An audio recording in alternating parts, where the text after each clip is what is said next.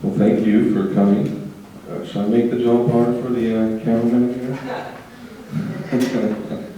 I do like the room, actually, so. Thank you for coming. Thank you to Nancy and Chris and everybody else who made this happen. It really was a last-minute tour. Normally these things are planned out many months in advance. And we did it basically on a few days' notice, actually, and it was all motivated by my return to my birth nation, which is always fun.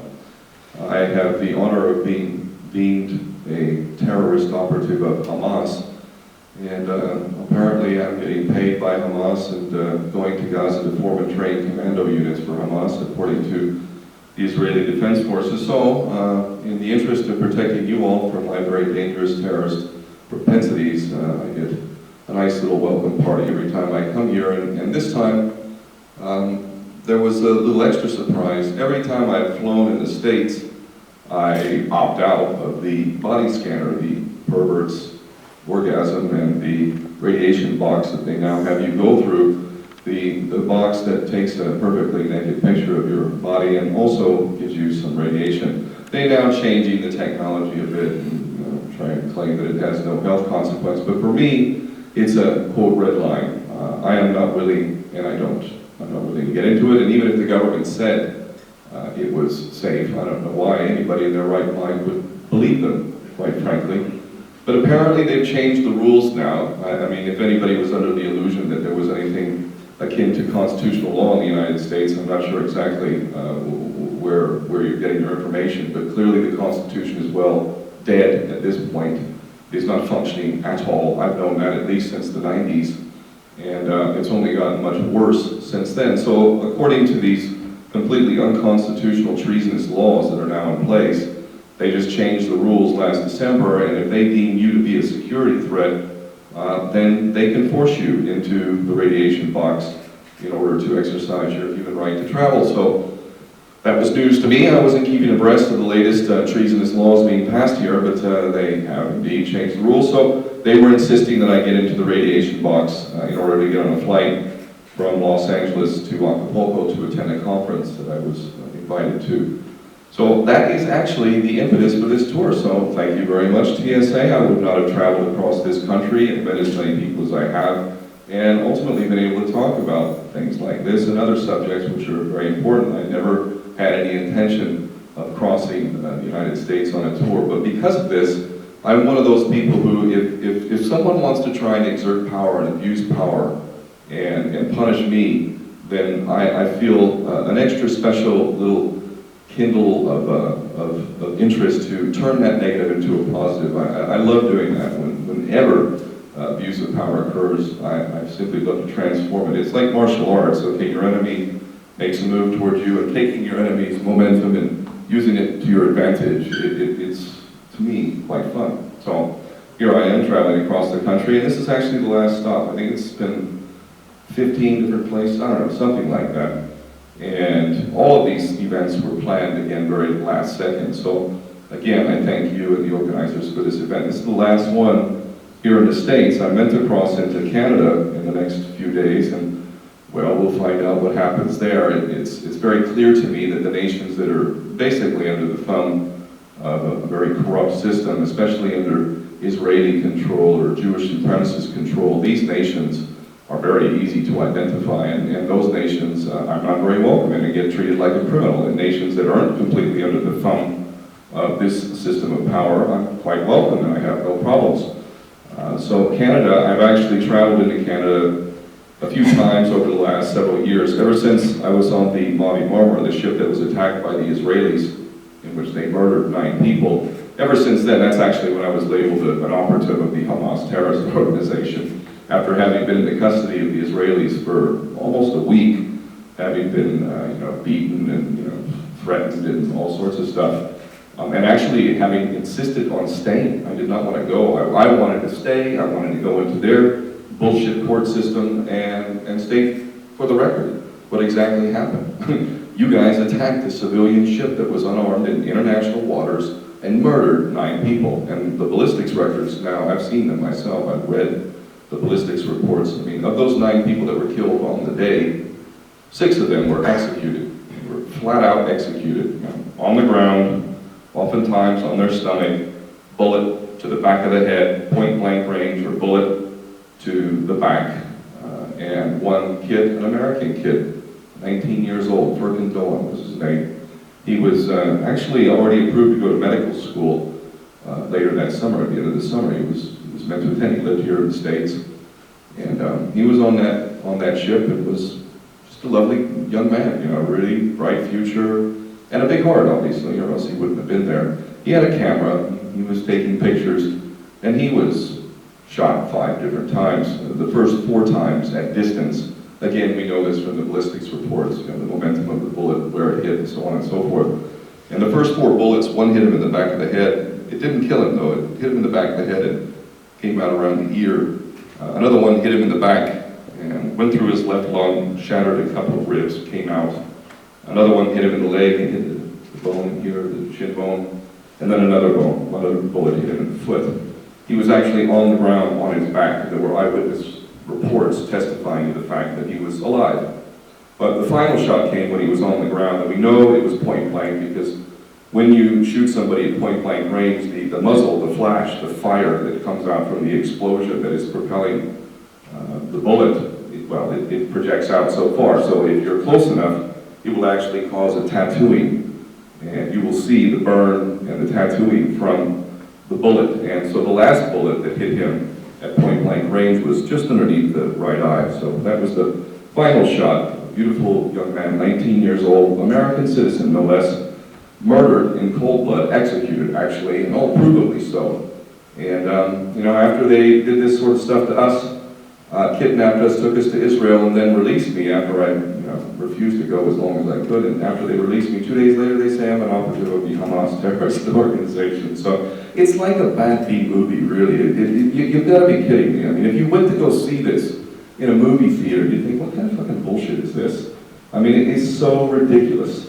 And yet, this is what passes for reality. And these people who are making such accusations are the epitome of an Orwellian 1984 type of existence. You know, to be called a terrorist, to be labeled a terrorist in this day and age is a great honor. And I mean that in all sincerity. I'm honored to be labeled a terrorist. I'm also very honored having been labeled again recently as an anti-Semite. I'm honored. Thank you very much. In this world, if you're not being called an anti-Semite, then you're not speaking some of the most important truths. Yeah? Is it dark? Oh, okay. Oh, thank you very much. So I'm okay here, I'm okay here, I'm okay here, here, over here. Okay. So, you know, this world that we're living in is very, very, very largely controlled with something so simple as the control of language and words. We're not allowed to use certain words. And if you really look at it critically, you'll find that these words are actually the most accurate words to use for many different reasons. And yet you're not allowed to talk about these words. And I seem to be repeating every time I speak a very, very important quote from Voltaire.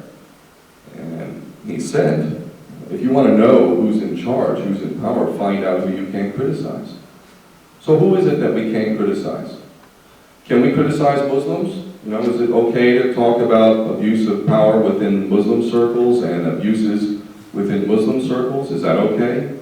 I mean, that's encouraged, is it not? I mean, is that not sort of the order of the day? It's perfectly okay to speak about Muslims in largely blanket terms in a very negative way. In fact, there's a huge market for it, and whoever can do it better will probably find themselves in the favor of a system which has a lot of money to be able to reward such people. And in fact, most of the mouthpieces you see in the mainstream media are nothing but prostitutes who are spouting what is the preferred line. And, you know, you can criticize Christians as well. I mean, you know, that's perfectly fine. I mean, in fact, it's quite popular in many circles. And we see a direct attack on Christianity on many different levels. I mean, to the point where I'm sure most of you have read the stories about, you know, Christmas trees being banned in government buildings and, you know, all this sort of nonsense. You know, this is, whether we like it or not, a country that was born out of Christianity. I mean, Again, whether we like it or not, it's part of the culture, it's part of the history, and yet it can be attacked. But of course, that leads us to the other major monotheistic religion, and that would be Judaism. And if you want to make an attack on certain aspects of Judaism, and you have 100% verifiable truth behind you, you're going to still find yourself with a problem. Isn't that interesting? I mean, really, I find that to be interesting. And I think it's an indication of what Voltaire was saying. How much power do you have to be able to make it societally unacceptable to be able to discuss certain subjects? How many laws do we have that actually ban or bar, make it illegal to speak about certain historical events and actually incriminate you? You can be prosecuted and go to prison. And in fact, there are people in prison for challenging a major historical event or major historical events. Can you imagine if they said it was a crime for you to challenge the official version of 9/11? Would that be problematic for people if they said something like that? You know, what about if they said, you know, it's illegal to challenge the morality of Hiroshima and Nagasaki?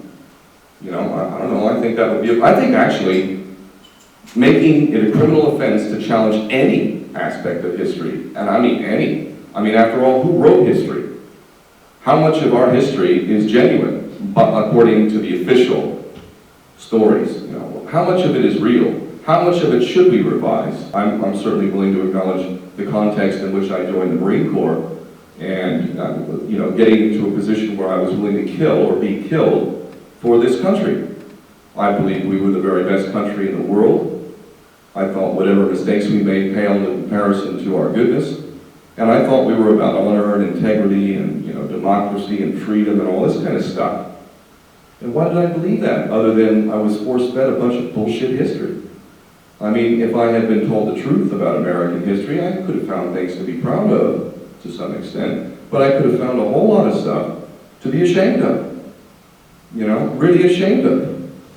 And if we as a society aren't willing to honestly face the reality, especially the uncomfortable truths, then what chance do we have of actually moving forward in a constructive way? And are we kidding ourselves? Do we actually care about what our children are going to inherit? So how long before we start to exhibit the kind of courage and strength and wisdom and integrity and honor before we start to face anything and everything that is maintaining illusions that are dangerous and that actually allow for a continuation of a world effectively that is constantly at war, one boogeyman after another propped up to justify never-ending war? And how long do we reckon we can do this in the nuclear age? I don't know. I really don't know. It's been pretty amazing. You know, I've managed to keep my sanity through it all. I don't get depressed because I'm part of something bigger than what we experience in this mortal realm. I am very aware of my connection to all it is. I am a spiritually aware being. I don't fear death because I don't even really believe in death. What do you mean by that? If you're an atheist, then of course you believe it's all material, it's all physical. Once your mortal life ceases, that's it. Hey, everybody has is entitled to their opinion, but I disagree. I'm not religious, but I am definitely spiritually aware. And I'm damn well convinced that this journey continues. The spirit, it keeps going. And I'm pretty damn sure that where your spirit goes, whether it stays caught in a sort of purgatory, actually in a place like this, I mean, I'm pretty sure this is one of the testing grounds for spiritual development. If you can meet the challenges of planet Earth, this clearly insane planet with a dominant species who is actually no more intelligent than a virus. I mean, a virus will consume its host to the point where the host dies and ultimately the virus kills itself. V for Vendetta, a great movie, made that point very well. How smart are we that we are threatening to exterminate ourselves with our own technology and stripping the planet of its resources with antiquated technologies that never needed to exist as long as they have? You know, Nikola Tesla showed us free energy over a century ago. The energy companies, not very secretly, have been buying up patents of those who have proven that technology. They have that technology. We're being beholden. We've been beholden to a ridiculous system of producing energy through petroleum, which is also, for the powers that be, very constructively, justified wars, because of course we have to secure the oil, we have to maintain our petrodollar system, and none of this is necessary. I mean, none of this. And am I like the smartest guy that I figured this out? I mean, no, I'm not, actually. There's plenty of people I've met who are extremely intelligent. The amount of in-depth research that they do, the kind of writing and speaking and work that they produce is mind-blowing. I've met amazing, brilliant people. I'm not the smartest guy. And the only thing that you really need to understand any of these things is a brain that actually has been deprogrammed, because we have been deprogrammed, and actually recapturing the ability to think for yourself. It's not that difficult. When you can think for yourself, you can see right through the bullshit. It's amazingly clear. But even if you recapture the ability to think for yourself, you have these blockers. You have these things that are intended to prevent us from having meaningful dialogue and genuine debate. And there's good reason for that. I have to give the powers that be credit. I mean, really, we are actually enslaving ourselves. We are self-censoring. We are, quote, politically correct. And we think that we're somehow being more humane, more sensitive. We are, soothing ourselves with the idea that this is a more acceptable form of behavior, which is an acceptable form of behavior because it's the right behavior. But the truth of the matter is that we are protecting illusions which threaten us all. So this is really why I do talk about these things. And oftentimes, especially when there's liberal left kind of audiences, which I get quite a bit, despite the fact that I've never been a hippie, I'm a guy who believes in fighting for what's right. I don't think it's wrong to kill somebody. If they're coming to kill you, kill them first. If somebody's invading your country, kill the bastards. I mean, I wouldn't tolerate somebody coming into my land from halfway around the world and, threatening my family and stealing my land. You kill the son of a bitch. So I'm not any hippie. I believe in fighting for what's right. But I prefer nonviolence. I much prefer nonviolence. I much prefer no war. I've been in a war. If you've ever been in one, then you know this is not a pretty thing. It's ugly. It's beyond ugly. And every side of war becomes insane. I don't care what army you're with. Trust me, Americans have committed all sorts of atrocities. The idea that we're better and that we don't commit atrocities, we don't rape little girls and execute people and torture people, we do all that shit. It's foolish. The fact that you thought that we don't do this stuff is a great example of the extent of the programming. We do that shit. War is ugly. Always. For every side. Trust me, I don't care how good of an upbringing you had. If you find yourself being shot at and you see your buddy's body parts flying all over the place and you're clinging on to your own life and everything is shit and you've been force-fed a diet of supremacist, hate-filled bullshit that says that son of a bitch is a sand nigger, fuck him, fuck Haji, and all this kind. Trust me, you're gonna go mad and you're gonna do all sorts of nasty things. That's war. That is war. Isn't it ironic that the Nuremberg tribunals, totally bullshit, forced confessions and all sorts of ridiculous stuff, but nonetheless, if you ask those in power, what they think about the Nuremberg tribunals, most within the system would acknowledge these were a great success. We prosecuted Nazi war criminals, many of them were put to death, and it was justice served for the worst of humankind. The conclusion that they made during the Nuremberg tribunals, get this now, seriously, and so the system accepts the Nuremberg tribunals as authentic and good, prime examples of justice. The conclusion of the Nuremberg tribunals was that the supreme crime, now think about this, of all the things that Hitler was accused of, their conclusion was that the supreme crime, so he's accused of human experimentation, he's accused of a massive campaign of extermination, he's accused of various war crimes, but they said the worst thing that Hitler did was committing the war of aggression, invading Poland, and that was what, and their rationale for that was because everything that happens in war stems from the original crime of war of aggression. Now think about that. Now, what nation on the planet do you reckon would be most guilty of that crime, the supreme crime on this planet? Well, that would be us now, wouldn't it? By that definition, we are the supreme criminal.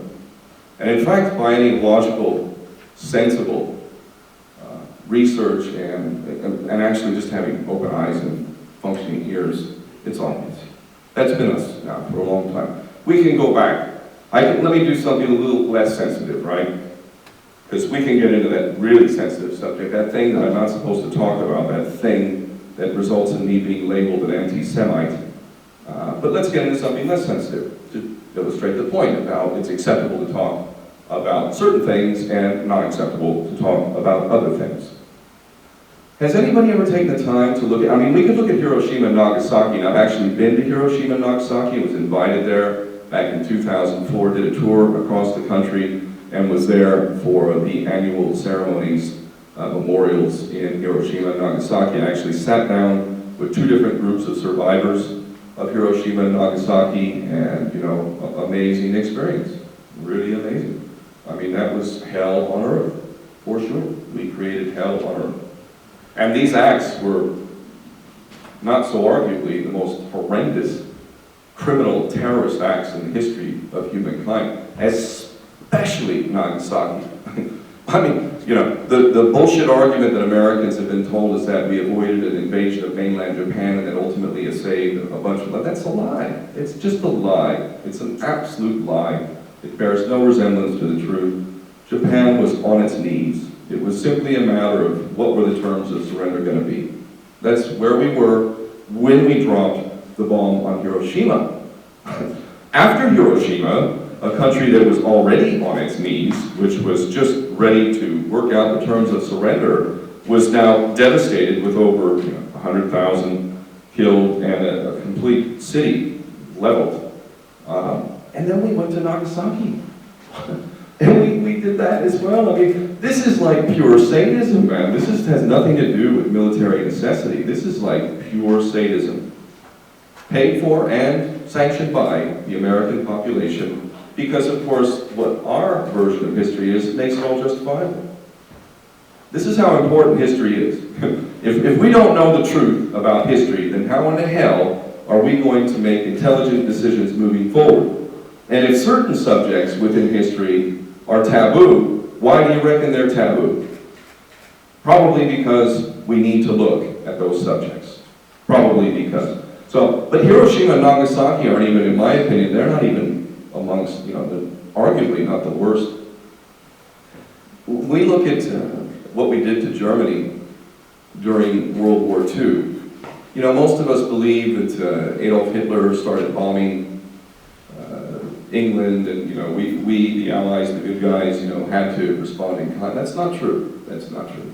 It's not true at all. Any basic investigation will show you that the Allies, the good guys, us, were bombing the shit out of mainland, out of Germany, out of Europe.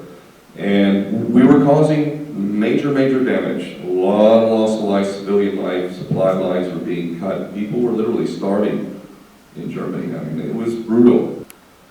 So the amount of casualties was actually a very direct result of a very direct and intentional policy. Winston Churchill very famously said, I forget exactly what he said, it's not really relevant exactly what he said, but the basic crux of what he said, on record, you can go research it yourself. So the whole point of Dresden was to incur maximum casualties of civilians. He actually said that, maximum civilian casualties and maximum terror. Just to terrorize as many people and kill as many civilians as possible. That's Winston Churchill.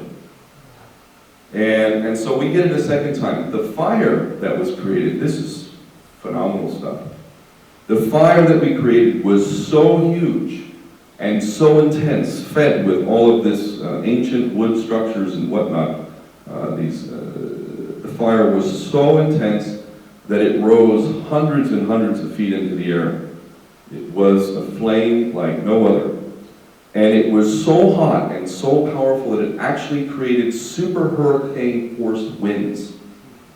Super hurricane force winds were sucked in from the outside to feed this fire. A fire that size needs a lot of air to keep itself going. So it was pulling in air at speeds of over 200 miles per hour, pulling into the fire. So any loose debris or small children or even adults for that matter were literally being sucked into this immense fire. Dawn came the next day. I'm pretty sure it was Valentine's Day now. And guess what? You know, people come out, it's light now, trying to, now, is there anybody still around, digging people out from the rubble and trying to help people out? And here came the Americans. We were the third wave.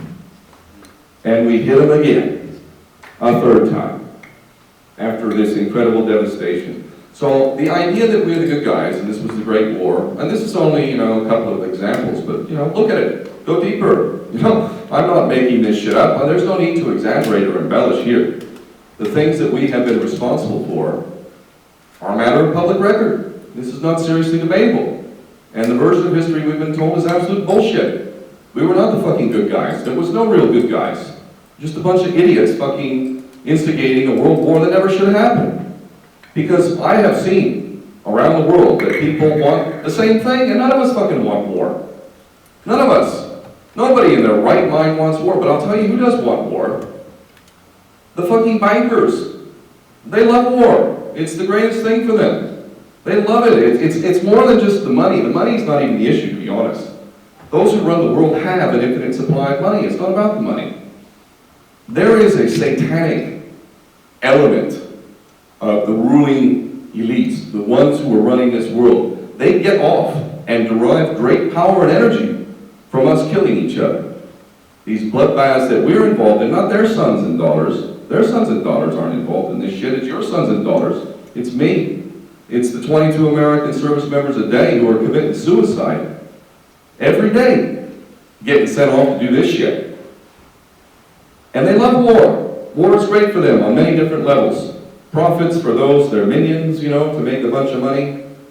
But more importantly, it's the divisive factor, What could separate people more than war? And yet, even with that, by the way, here's the silver lining in these dark clouds.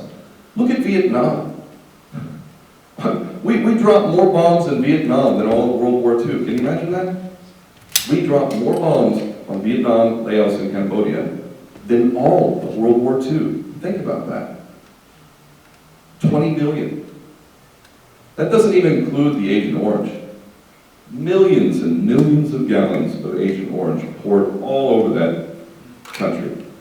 There are still second, third generation Vietnamese who are suffering the effects of this carcinogenic, DNA mutating substance. Thank you, Monsanto. And they're still suffering from that shit. But you know what? If you ever think to get a ticket and fly over to Vietnam, how do you think they're going to treat you over there? They're going to treat you with open arms. They're actually really beautiful people. And I haven't been there yet, but I've spoken to many people who've been there, and they've all loved it. So imagine that. What do you think would happen if it were reversed? Let's imagine that America was Vietnam, that we, the American people, let's switch it. Let's say that we were a relatively, comparatively powerless nation, and some massively powerful nation from halfway around the world concocted a bunch of bullshit lies in order to justify an out-and-out assault of our entire nation and bomb the living shit out of us. And if we were to do an equal amount of numbers, I don't know what the population was of Vietnam at the time, but the best figures for the amount of people we killed is somewhere between 2 and 4 million. 2 and 4 million people that we killed. So, if we extrapolate, probably with our country being, I would imagine, at least 4 or 5 times the size of its population, let's amplify that 4 or 5 times. Let's call it 4 times. 4 times 2, 8 million. 4 times 4, 16. So 8 to 16 million. Imagine if some country, for from halfway around the world concocted a bunch of bullshit excuses to come and bomb the shit out of us for years and years, dumped tons and tons of cancer-causing, DNA-mutating chemicals, and never even so much as apologized. Do you think that we would receive people from that country 10, 20, 30 years later with open arms? Or do you think maybe some of us might be a little upset about it and hold a grudge? I don't know, to be honest. I can't say for sure. But what I know for sure is that people who have a right to be damn upset with us are really forgiving. It is amazing just how forgiving and how willing people are to move forward and not stay with the past. Because the past, quite frankly, is way too painful for a lot of people. A lot of people. Way too painful. They're willing to move forward, but we're not allowed to move forward. We are just stuck. We are just like hamsters on a wheel, running in place, repeating a bunch of bullshit, and politically corrected to the point where we can't discuss things in an honest way, and taboo subjects prevent us from actually exploring those areas that need most exploring. You have to give the powers that be good. We're self-regulating. We're self-regulating tyrannies. We are supporting our own tyranny. In fact, the powers that be have no power whatsoever other than that which we have given to them. That's the reality. And this is the most important aspect of what we're facing at this very critical time in history is, are we willing to face the fact that it isn't actually someone over there who's responsible for what's going on in this world? If you want to know who's responsible, go sit in front of a mirror, have a good hard long look at yourself. And even if you went to all the anti-war protests, even if you voted for the lefty, even if you were directly opposed to these policies and these things that we were doing, we are still, as Americans, responsible at the end of the day for the policies of our government. And if you want to know what you're capable of doing, if you really care about something, well, we can look to our fellow human beings. When pushed to a certain point, people will literally risk their lives. They will risk the lives of not only themselves, but even their families. They will risk torture. People stand up all the time, all around the world. In fact, I would argue that the only reason why we have any freedom today is because people whose names generally you will never know, because the conquerors don't come and tell you about all of these beautiful people who stood up against all odds. You know a few of them. There are martyrs who we know about. But the vast majority of beautiful human beings who were really functioning human beings, really functioning, their heart and their head was aligned, and they did the right thing. And countless people fit into this category. And I would argue that the only reason why we have any freedom today is because of that. Do you think if we go backwards, let's go back 1,000 years, 2,000 years, to the dawn of so-called civilization. Back in the day, there really was no opportunity to dissent. In most cases, most of history did not provide any real grounds for dissent. If the emperor said it was so, it was so. And if you wanted to cross the emperor, well, go ahead, but you're going to have a problem. The only reason why we have this illusory freedom is because people fought and died in countless numbers in order to get us here. And I see America as like this classic spoiled brat. I mean, really, we're a young nation, and we act like a spoiled brat in collective terms. We've had this great gift offered to us on the back of a horrible genocide and many other things. This we can't deny. But we had something beautiful. We have this thing that's still quite beautiful, the U.S. Constitution. It is a flawed document. There are some things that really could do with revising, but when we square the U.S. Constitution with what we're operating under now, I mean, oh my God, what have we done? How have we allowed this? Do you see these bastards get up? They put their hand up, swear under oath to uphold the United States Constitution. They all do this right in front of us. Right in front of us. And how many of us have really read the Constitution? Seriously. How many of us have read it? Understand? You could read it in a fucking hour, not even that. You know, and the Bill of Rights, you could read the whole thing. You could read the Declaration of Independence, the Constitution, the Bill of Rights in a couple hours. Our kids should be taught that from day one. Why are we allowing an educational system which doesn't teach them even the most basics, such as the founding documents that created this country and the protections in law, which are supposed to be protecting the interests of the people and the will of the people? We've allowed that. Why have we allowed a bunch of prostitutes who fucking lie to us every 4 years, make a bunch of hollow promises, and why have we let them get away with that? Why have we come to accept that criminals and pathological liars are the norm in politics?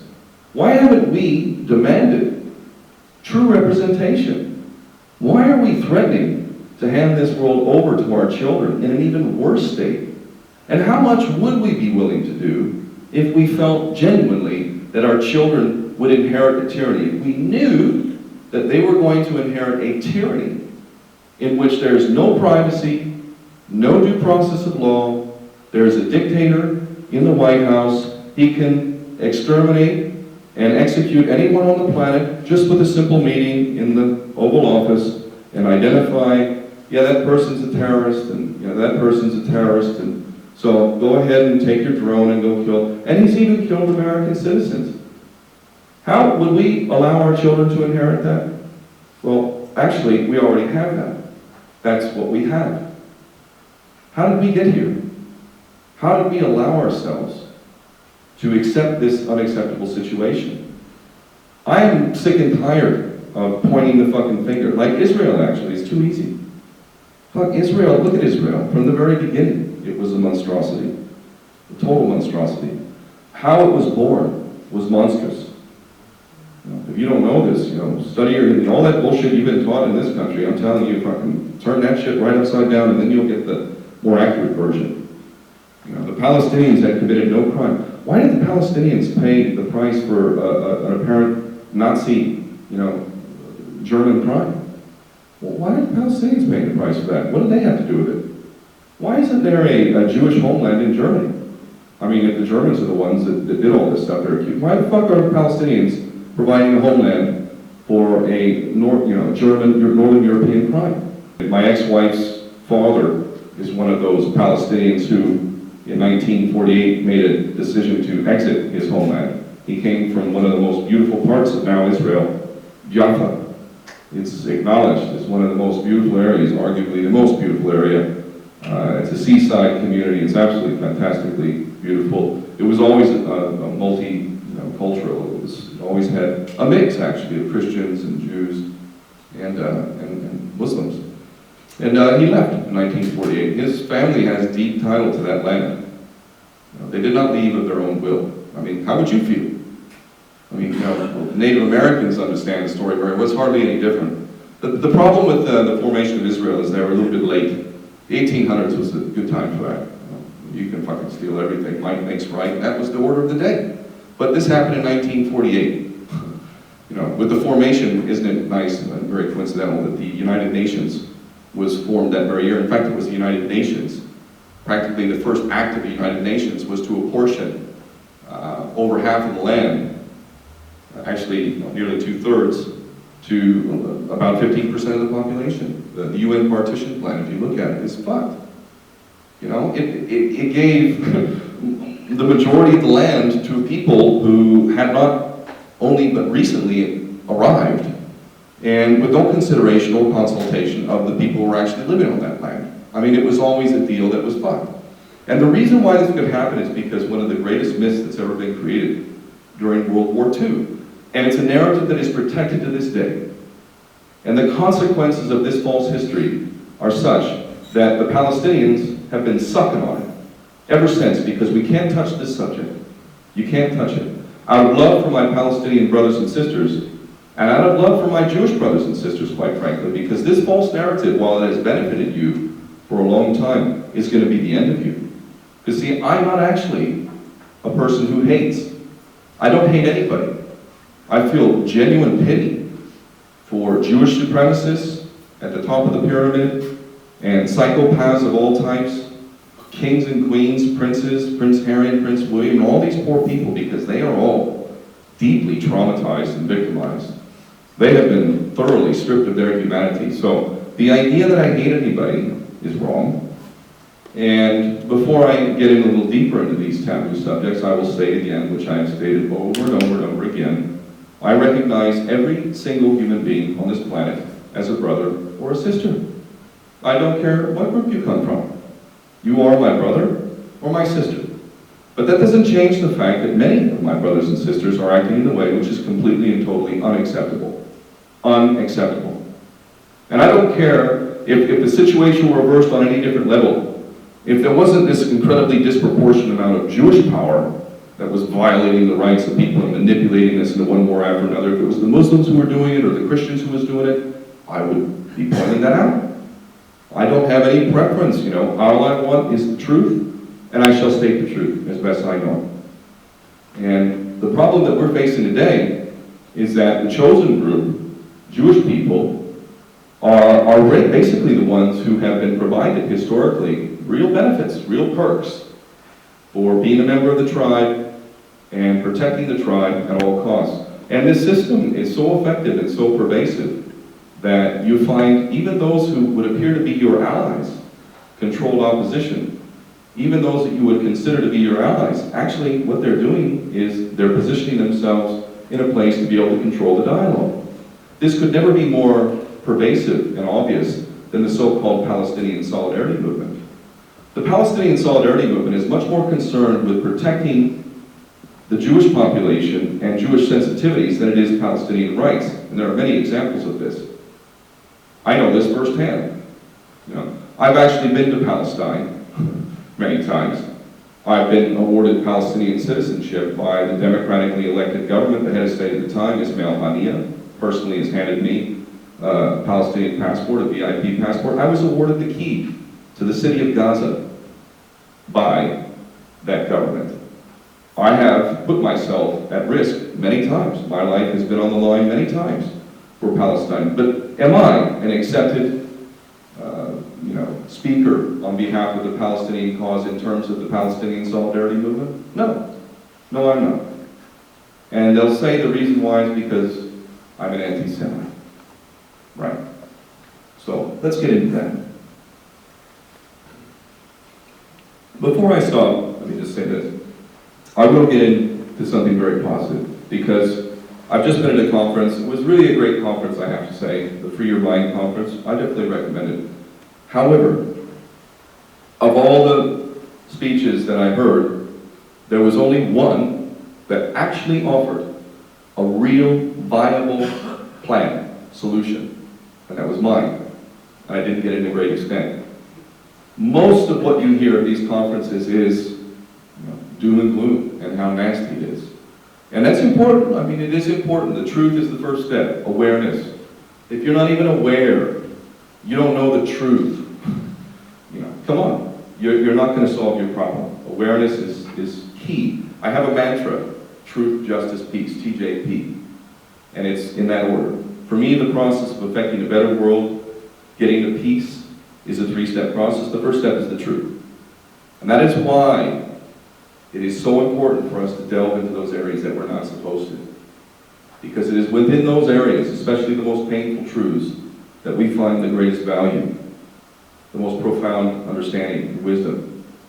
And so, especially here in America, I find it necessary because I remember as an American-born son just how stupid I was. Really stupid. And this is part of why I'm not looking down on anybody. Don't take it like, look how fucking smart I am, and like, aren't you all a bunch of dumbasses? It's not like that. I see myself in the dumbest of the dumb. I was willing to kill or be killed as a U.S. Marine. I was an idiot. Read one book, War is a Racket by Smedley Butler. You want to know what the Marine Corps is about? Read that book. That'll tell you. Just a bunch of dumbasses running around for a bunch of rich fucking bastards using us for their own nefarious means. That's all we are. Just fucking dumb animals, as Henry Kissinger said. Just cannon fodder. Dumbass. That's what I was. So, I don't look down on people. I see myself And the idea that everyone else should become conscious and aware because you have is, well, that's just fucking downright arrogant, isn't it? Well, now all of you should fucking wake up, because I woke up. I am the center of the universe after all, so why the fuck aren't you awake yet? You're the fucking problem. You know, getting aggressive with people. So while I'm very passionate, and I speak in a very incendiary way, I do so because I understand that the very fate of not only humanity, but potentially all life on planet Earth hinges on whether or not we're willing to face the truth and do what needs to be done. So for me, it's a three-step process if you boil it down. Truth is the first phase. That's the phase we're in right now. The next phase is justice. And I don't mean vengeance, I mean justice. Justice requires that every single human being on this planet be able to live a dignified life. Anything short of that is bullshit. You know, every single person needs to be able to live a dignified life. And when we get to that point of justice, then we can enjoy that last thing called peace. But quite frankly, I have no interest in peace in this context. None. Absolutely none. And those who are dealing with invasion and occupation, I say to them, keep killing every motherfucker who comes into your country. It's the best option you got. There is no reasoning with us. Do you think Bashar al-Assad can reason with the opposing views? Western governments, American governments, bought and paid for Europe. Do you think he can reason with them? Of course he can't. Whatever you've heard about him is all controlled bullshit lies, because of course we always have to have a boogeyman. But getting back to the taboo subject of Jewish power, I speak about this because one, I can. If I were Muslim, if I came from some Middle Eastern country and said what I said, I would have been dead or in prison long ago. Make no mistake about it. You say the kinds of things I say, you ain't gonna last long at all if you're a Muslim. Trust me on that. So I can because I'm white and I'm an ex-Marine and I was born in America. So that's part of the burden, responsibility, those of us who actually do have some semblance of freedom we have. And I'm convinced that when we don't face up to that, on our own level, not my level, my way is my way. I would never suggest people should do what I do. That's ridiculous. I do what feels right to me. You should do what feels right to you. You shouldn't do what is right for you. You should simply do what is right. Stop right there. What is right, not right for you, right, period. Because what is right for you, even though it may appear that it's not right for you. And how strong you are will determine how far you can go. And we all have different thresholds, but for me, it has been more than liberating to do what I felt was right. And it is because of that that I speak about this subject. Because if we don't face this very, very perverse system, I honestly believe this is the generation, right here and now, and it could happen any day, quite frankly. We are, if you're paying attention, we're picking a fight with Russia. Have you noticed that? We're picking a fight with Russia. Is that a little bit dangerous, perhaps? You know, we've got a best friend and ally in Israel. It's got 200 to 400 nuclear weapons as well. We've got a lot of activity going on in that Middle Eastern region. We've had skirmishes between the Russians and Turkey, and we've got American forces, British forces, NATO forces, and Russian forces. This is a dangerous game. Would you prefer that I speak nice and polite-like and politically correct? And you know, I don't think we have the luxury of time. I really don't. So I'm going to talk about Jewish power not only for the benefit of you know, people who are suffering as a result of this power, but for the Jewish people themselves. Because I'm telling you, in all honesty, I see them as pawns in a game. And they will be sacrificed. They will be sacrificed. I don't believe, actually, that the Jews actually run the world. I think the Jews have been favored in such a way that they have control of the finances. The Rothschilds being the most obvious example. The Rothschilds family, the estimated wealth of the Rothschilds alone, it's not even trillions. This family alone could actually wipe out, America's 20 trillion, 19, 20 trillion in debt? You do realize that's never going to get paid. You realize that, right? If we continue on with this, do you really think we're going to be able to pay off $19 trillion? You're not meant to. That's the scam. Isn't that fucking great? You're not even meant to pay it off. The whole point of this fraudulent financial system is to enslave you through debt. It's not fucking complicated. I am not the smartest guy in the room. There are plenty of people online, Bill Still, the Money Masters, you can watch a whole bunch of videos now online that break this down for you. But when you watch the so-called mainstream media and these fucking prostitutes who they prop up in front of you, their whole fucking agenda as experts is to confuse you. That's the whole point of it, to confuse you. You're too stupid, leave it to the experts. And yet it's so simple. Let's break it down, how simple it is. And let's get into it. It's actually quite funny when you think about what the fuck they're pulling off. Like, how fucking stupid are we? Let's talk about this system from its core. What is it? So our treasonous government, in this case, fucking traitors in 1913, passed the Federal Reserve Act and created the IRS as well. So we created a fucking private bank tasked by our treasonous government to print our money.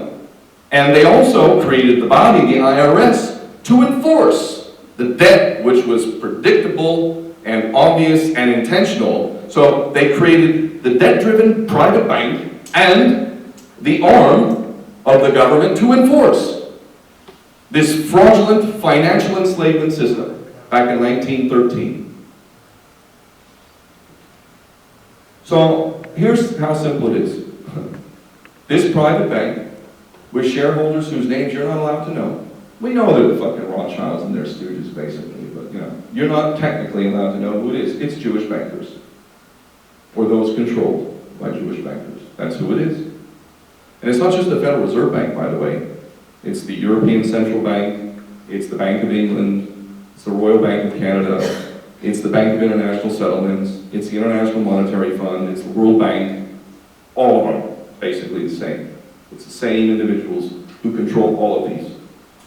Every single dollar, tell me how many of you know this very simple fact. Every single dollar that is printed by this private bank has interest attached to it. Did you know that? Now think about that.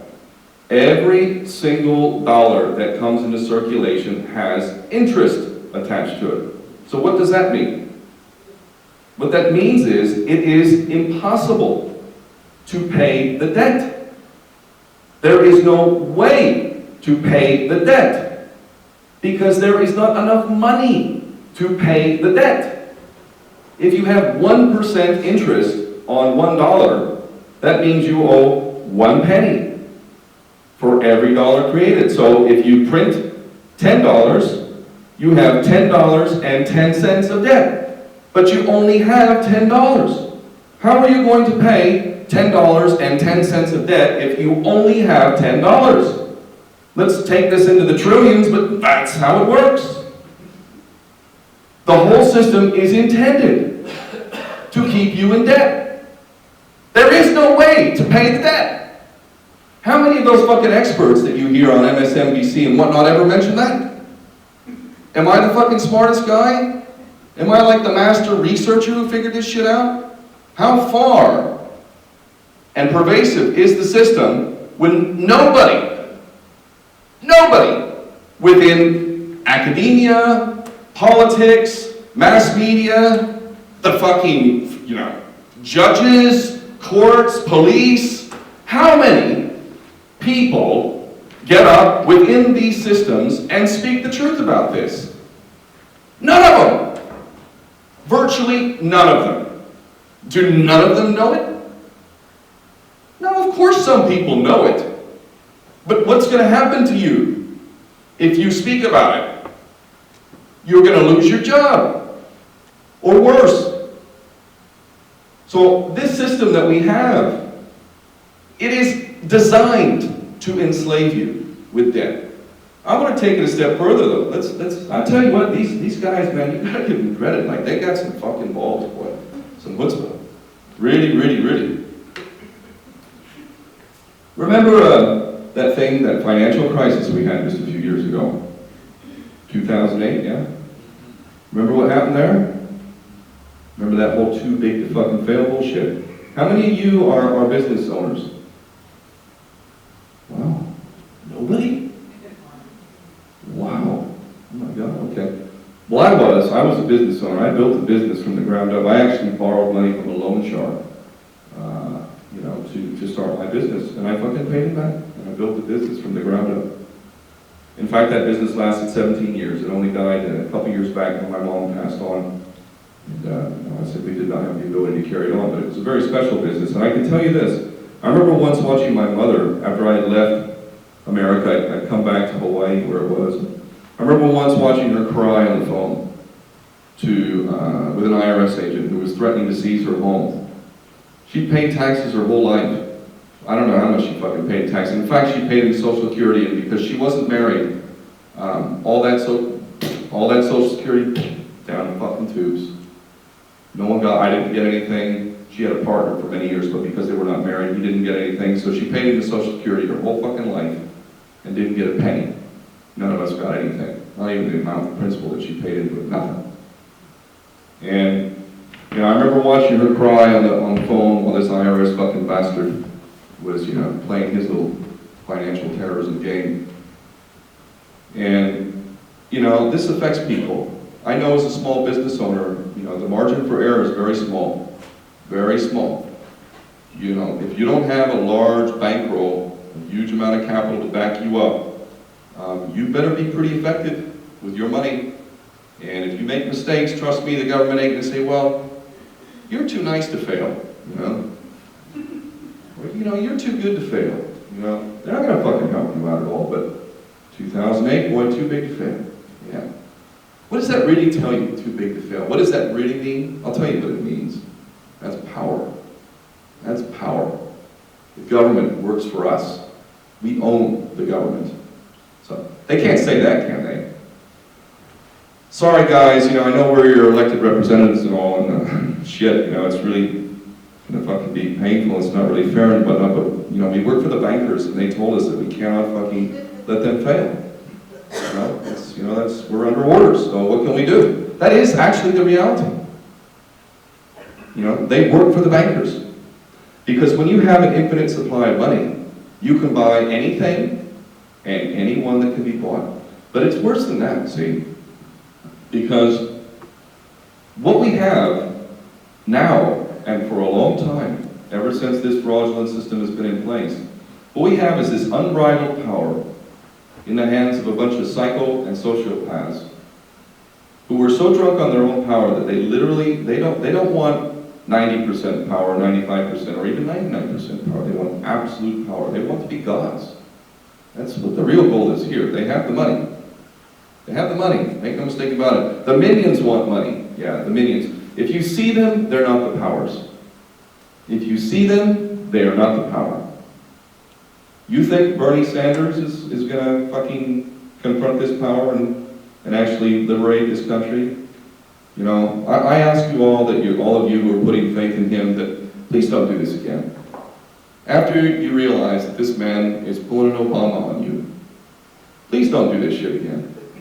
How many times can we do this? Really, seriously. Are we going to keep playing this game? They always prop up these people and they always make these problems. Bernie Sanders voted for all of the funding for all these wars. He had one vote against Iraq, one fucking vote. Every other vote that he did, almost without exception, was perfectly in line with the continuation of these policies, funding this madness.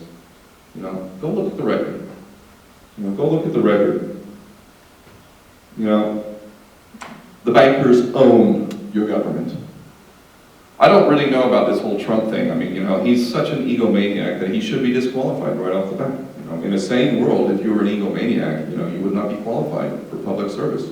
But we don't live in a sane world, and we revere billionaires for some reason. And, so there he is. And I'll tell you what he's tapping into, because I've seen this around the world. Make no mistake, this is a global phenomenon. People around the world have finally, all too painfully, fucking hey, how far and how long do we have to play this game before the obvious becomes an actionable course for us to take? People around the world have realized that all of these politicians, with almost no exceptions, are prostitutes. They are prostitutes, and their job is to lie to you, and they'll lie with the best of them. Obama did good, didn't he? Change you can believe in. Yeah. And they closed Guantanamo. Yeah. And they lie. That's the qualification. They're fucking professional liars. And they're owned by the banksters. And we fall for this shit over and over. And people finally have come to realize that. And anything that looks like it's not that, they'll vote for. So that's what Trump is tapping into, He isn't that, so I'll vote for him.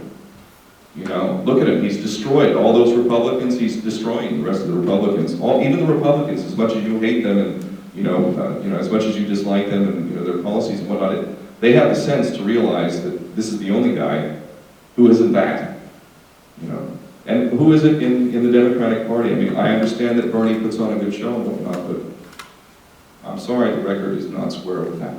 He had one fucking vote. One. So, the bankers own our government. A perfect example of how obvious that is Netanyahu's third visit. They own everything of any major consequence. If it's something of relevance to human society, they own it. They've infiltrated it. They run it at the top levels. The mainstream media, controlled by largely Jewish supremacist powers. The politicians, owned. It's very important for those of us who have any kind of sanity, it's very important for you to delve into the realm of insanity and psychopathy. To get out of a world in which you have empathy and compassion for fellow human beings and life in general, and to get into a state of mind devoid of any concern whatsoever for anyone other than yourself and those immediately around you. Because that is the mindset of those who are not only running the world, but who they hire to carry out this tyranny. Isn't Hillary Clinton a perfect example of that? Do you not only need just to look into her eyes? Seriously. Look into her eyes. They do not lie. That woman is a psychopath. 100% pure grade. And probably the next president. And who knows how much shit there is. I don't know what kind of sexual deviant behavior she's involved in, but you can bank on it being pretty juicy, I'm not sure. Yeah. So, this leads us to, human nature. Someone else said something about human nature the other day that I thought was really interesting. I kind of disagree with it, but nonetheless, it was somewhat similar to what I'll say right now, and that is, if you want to talk about human nature, well, good luck if you're basing it on the behavior of human beings in the modern era. It is anything but human nature, what we've been doing.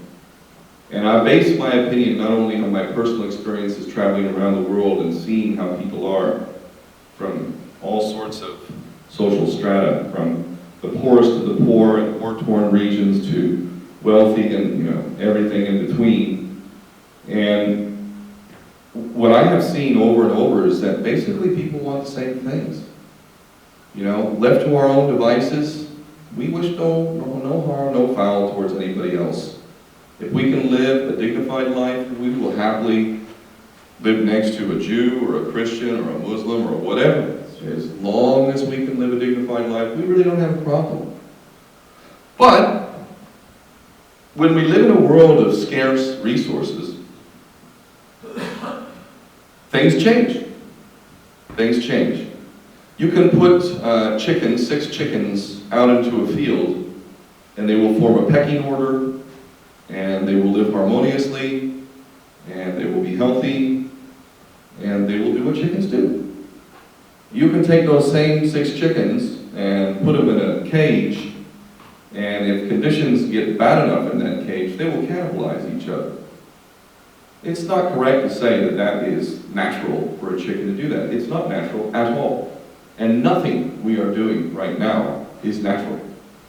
All of it is induced by a horrendously unjust reality in which we are competing for scarce resources. And the system is designed that way. We could live in abundance. Now, right now, all of us could live in abundance. But we have a financial system which is intended to enslave us. And while it's abundance to the point of infinity for those in charge, it is very scarce for the rest of us. Of course, Vermont is in a much better place than most places in the United States and the world, obviously. The standard of living here is far better than most people around the world. But still, we are competing. And when we compete like this, we will step over our neighbor, if necessary, in order to get up that career ladder. What we are doing is induced by this scarcity, and so therefore our behavior is anything but natural. It is a manipulated reality. And we can change that. But what we have is a financial system which has effectively changed and perverted the course of history to the point that we find ourselves in a never-ending state of war with one boogeyman after another being propped up in front of us and seemingly no way to end this. And pinning our hopes in this mad situation on one fucking prostitute after another who promises to end this insane cycle. Each one of them working for the same bastards who are carrying out this system in the first place. It is the definition of insanity. That we keep doing the same shit, expecting a different result. We will have to do something different if we would like a different result. Pretty simple.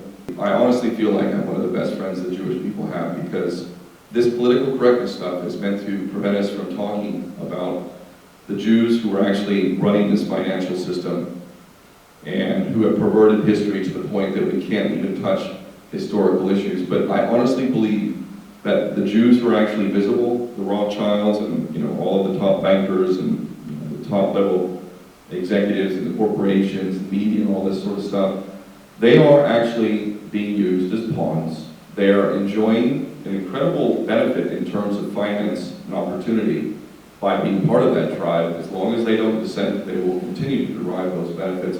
And they are very similar to the American people. Very, very similar. We as Americans have derived considerable benefit by remaining complicit and largely willfully ignorant with how our system and our empire is affecting people around the world in the most negative of ways. We even argued about whether or not we're an empire. In fact, many still don't even recognize that America is an empire. It is ridiculous. We have nearly 1,000 fucking bases around the world. We are the definition of an empire.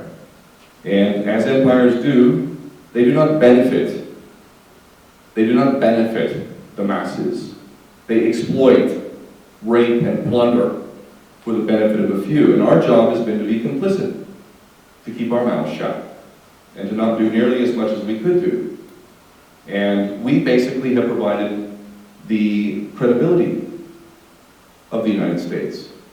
Because if we're all happy and we're all living these materially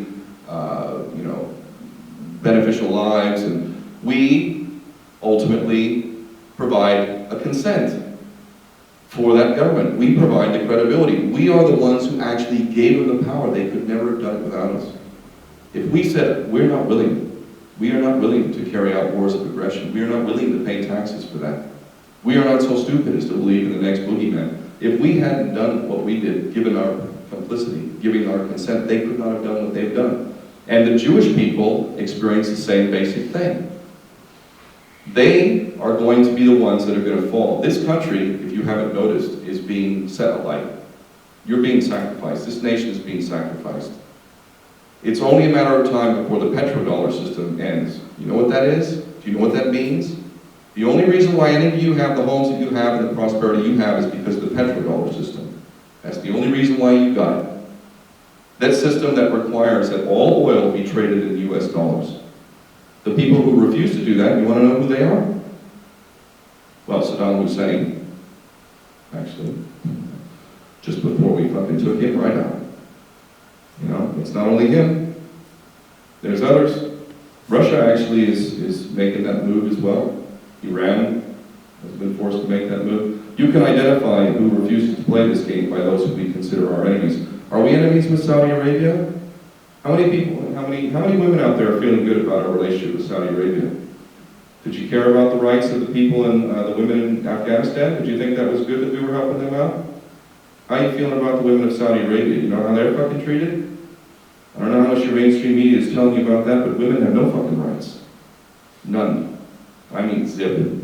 You ain't voting in Saudi Arabia. You ain't driving a car in Saudi Arabia. You ain't going out on your own in Saudi Arabia if you're a woman. And guess what? If your husband decides to rape you, provably so, and you'd like to seek some remedy and ultimately leave this man, you ain't fucking going anywhere. That man owns you. That's our best friend and ally, Saudi Arabia. Our allies in the Middle East are a medieval fucking affront to Islam, Saudi Arabia. The only nation in the world that is named after a family that basically owns it. And the other ally in the region is this apartheid state on steroids, because apartheid is a gentle way to put it, quite frankly, and even Nelson Mandela and Archbishop Desmond Tutu said that. So we've chosen an apartheid state on fucking steroids that's committing an active campaign of genocide against the Palestinians. And I say genocide by the legal definition of the word, Black's Law Dictionary. Genocide. That's our best friend and ally, Israel, and our next best friend in the region is Saudi Arabia. And we villainize Iran, a nation which has not had a war for 600 years, bar one. One war. They've been involved in one war in 600 years, a war that we instigated with our attack dog, Saddam Hussein, as punishment for the Iranians having the nerve to oust our puppet, the Shah of Iran.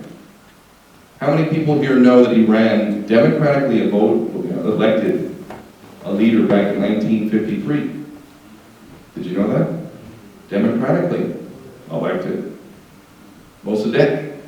And it wasn't long before the CIA took him right out. So the idea that we are in any position to criticize Iran when we have victimized these people and prevented them from exercising their democratic rights is a farce to begin with. And then when they have the nerve to kick out our puppet, we sick our attack dog, Saddam Hussein, who was our best friend and ally, all while he was torturing Shia, gassing the Kurds, and otherwise committing horrendous crimes. We sicked him on Iran. He killed about 1 million people there. I know people in Iran. I've been there 4 times now. Every time I go, I learn more about it. But any of these things I'm saying are completely verifiable. You think I'm some sort of fucking mouthpiece for Iran? Iran's got its problems, for sure. It's got its problems. But when you take a square look at Iran, that should be an ally. They should be an ally. Do you know where the second largest population of Jewish people is in the Middle East? That would be Iran. Bet you didn't hear that. Do you know what the Iranian view is from the top level regarding nuclear weapons? The supreme leader, who is the highest level of power in Iran. Do you know what his view and his predecessor's view, Ayatollah Khomeini, remember that guy? Remember him? The incarnation of the Antichrist? Do you know what their view is on nuclear weapons? Their view is that because God created all that is, therefore everything God created is sacred. And according to their interpretation of God's creation and Islam, the creation of nuclear weapons, things that have the capacity to destroy all that God created, is actually an affront to God.